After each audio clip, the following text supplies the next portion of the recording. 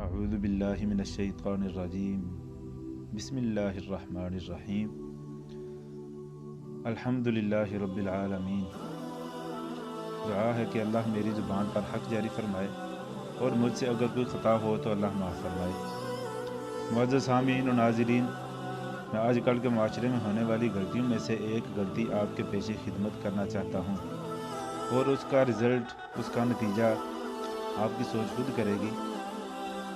वो क्या है गलती कि आजकल हम एक बच्चे को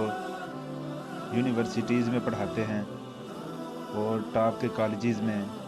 महंगी महंगी फ़ीसी से, और उस पर बहुत ज़्यादा ख़र्चा भी कर देते हैं। अपनी ज़मीन, अपनी जायदाद का कुछ हिस्सा भी बेच देते हैं कि हमारा बच्चा डॉक्टर बन रहा है, हमारा बच्चा इंजीनियर बन रहा है, हमारा बच्चा एक अजीम इंसान बन रहा है। और एक बच्चा जिसको हम नालायक भी समझते हैं,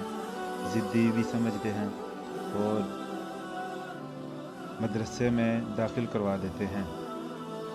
और कभी उसके पीछे मदरसे में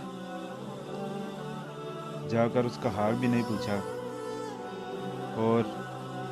ना ही कभी कारी साहिब या उसके उस्ताद मुहतरम या मदरसा की इंतज़ामिया से उसकी पढ़ाई के हाल का पूछा है, ना कभी उसके रहन सहन का पूछा है, ना कभी उसको इतनी मुश्किल और इतनी मेहनत वाली तालीम के बारे पूछा है कि जिसके लिए वो दिन रात जागता रहता है कि उसके लिए कोई ऐसी खुराक ही ले जाएं जिससे उसके जहन को क़ुव्वत मिले। जब एक बच्चा यूनिवर्सिटी से फ़ारिग होता है और एक बच्चा मदरसा से फ़ारिग होता है, तो जिसकी इज़्ज़त व इकराम होता है और जो सुख की ज़िंदगी गुजार रहा होता है, वो एक अल्लामा साहिब या मुफ्ती साहिब होते हैं। एक दिन जब वालिदैन दुनिया से रुखसत हो जाते हैं तो वो घड़ी औलाद के लिए एक ऐसी घड़ी होती है जो ज़िंदगी की सबसे मुश्किल घड़ी होती है, और वालिदैन के लिए आखिरत की ज़िंदगी की शुरुआत होती है।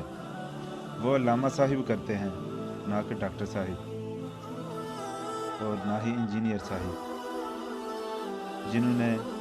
ना तो कभी कुरान की तालीम सीखी, ना कभी हदीस को पढ़ा। और आखिर क्या होता है कि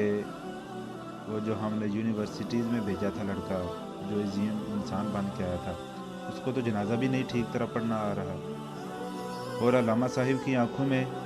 आंसू भी होते हैं और दिल माँ बाप की जुदाई में तड़प रहा होता है। और जिसने सारी ज़िंदगी कुरान और हदीस में वालिदैन की अज़मत पढ़ी होती है,